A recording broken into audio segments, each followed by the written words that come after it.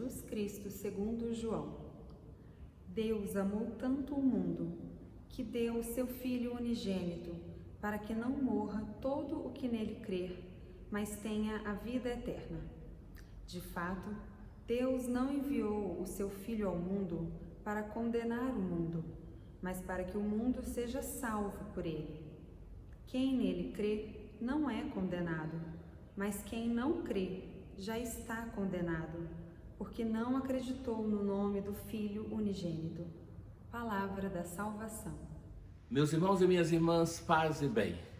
Depois de concluir o tempo pascal com a solenidade de Pentecostes, a liturgia nos oferece, nesta volta ao tempo comum, algumas solenidades cristológicas, que nós celebraremos alguns títulos, alguns aspectos da nossa fé em relação ao nosso Deus que são determinantes.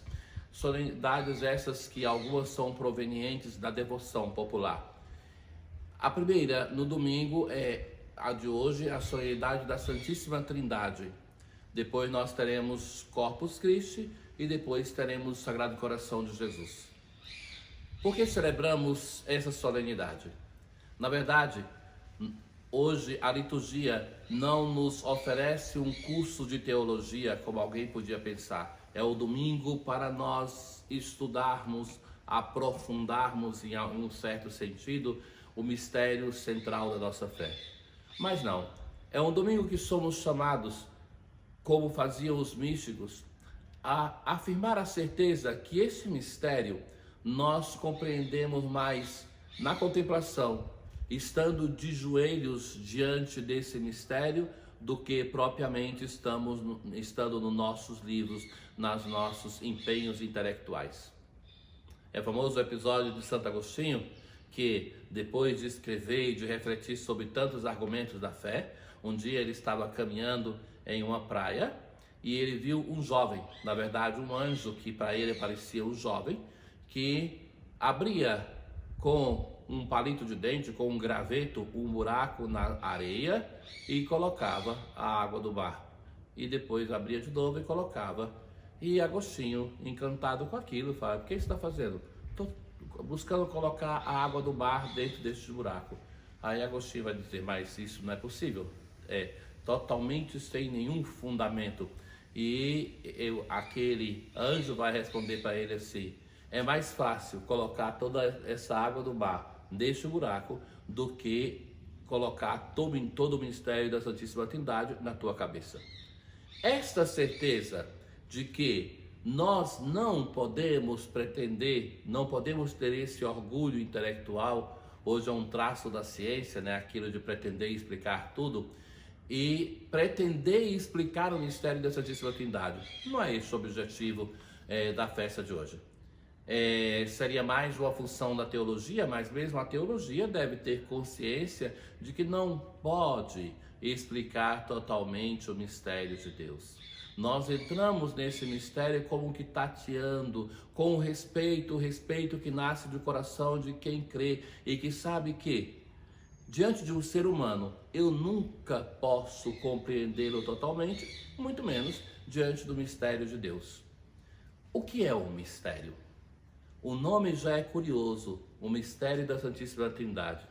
Sabem que tem uma diferença entre mistério e enigma. Todos dois, de algum modo, coincidem na incapacidade de ser conhecido plenamente. Mas o enigma nos deixa uma angústia, um medo, um pavor. O mistério não. É aquilo que não é conhecido e que, justo por isso, me chama sempre mais a aprofundá-lo. E a cada vez que aprofundo, tenho uma consciência que é muito grande, supera em muito a minha capacidade.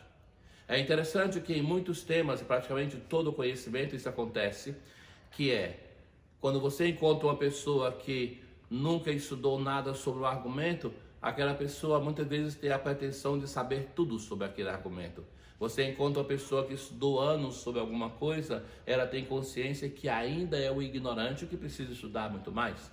Então, muito mais isso em relação ao mistério da Santíssima Trindade.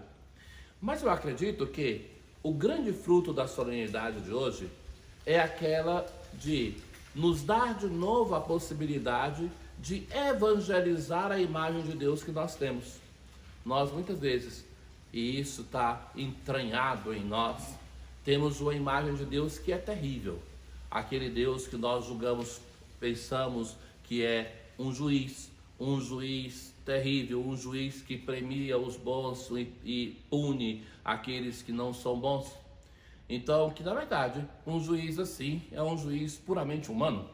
De todo juiz humano, nós pensamos e queremos isso, que no tribunal ele vai premiar quem é o justo e vai sacrificar quem é o culpado.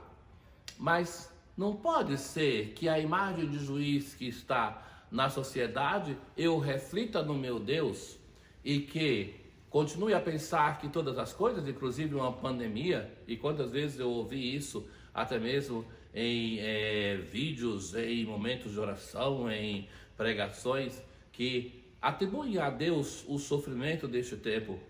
Mas vejam, o próprio Jesus do Evangelho vai dizer isso. Se vocês que são ruins não fazem mal aos vossos filhos, por que pensam isso de Deus? Então Deus é um Deus que é amor. E o Evangelho de hoje, muito brevemente, vai nos introduzir naquilo que é o centro da revelação sobre a imagem de Deus. Deus amou tanto o mundo que deu o seu Filho unigênito, para que não morra todo o que nele crê, mas tenha a vida eterna. Deus amou o mundo. E isso não é que seja uma frase óbvia, porque Israel, no Antigo Testamento, vai ter que trabalhar muito. Será um profeta, o profeta Oséias, que vai evangelizar muito essa imagem de Deus para pensar em um Deus amor. Porque por muitas vezes a imagem de Deus que vem até o profeta Oséias e ainda um pouco depois é aquela imagem de um Deus que pune, de um Deus severo, de um Deus juiz, chamado de Goel, de vingador, mesmo que era para salvar o seu povo como Goel, mas um Deus que pune. E é ele que vai insistir nessa imagem de um Deus que é amor. Ora, Deus enviou o seu Filho para salvar. Jesus não veio para condenar o mundo, mas veio para salvar o mundo. É o Salvador. Mas o Evangelho, nesse brevíssimo texto do evangelista João, continua dizendo: de fato, Deus não enviou o seu Filho ao mundo para condenar o mundo, mas para que o mundo seja salvo por ele. Quem nele crê não é condenado, mas quem não crê já está condenado, porque não acreditou no nome do Filho unigênito. O que é a condenação segundo o Evangelho de hoje? É não crer no Filho de Deus. Nós pensamos sempre na condenação somente como aquela que é ir ao inferno depois da morte. Mas uma pessoa que vive sem fé, sem a fé no Filho de Deus, essa pessoa já vive uma tristeza, já vive uma condenação nesta vida. Não precisa esperar depois da morte para sofrer essa condenação. Então, o conceito fundamental não é aquele que Deus o condena a estar longe, mas é que essa pessoa escolheu estar longe de Deus. Então, Deus não enviou o seu Filho para ser o juiz que condena a humanidade, mas enviou o seu Filho para nos dar salvação. O que nos convida à solenidade de hoje da Santíssima Trindade? A converter a nossa imagem de Deus e a crer que este Deus é um amor, sempre amor, eternamente amor, que por ser amor não podia estar sozinho. Então essa é a grandeza da solenidade de hoje. Uma pessoa para amar necessariamente necessita de uma outra pessoa. Então Deus, que é eternamente amor, para ser amor, ele necessita ser comunidade. Por isso nós professamos a fé em um Deus amor, que se ama eternamente nas três pessoas divinas, Pai, Filho e Espírito Santo. É este o mistério que nos evangeliza na solenidade de hoje. Um bom domingo, boa solenidade da Santíssima Trindade. O Senhor esteja convosco, Ele está no meio de nós.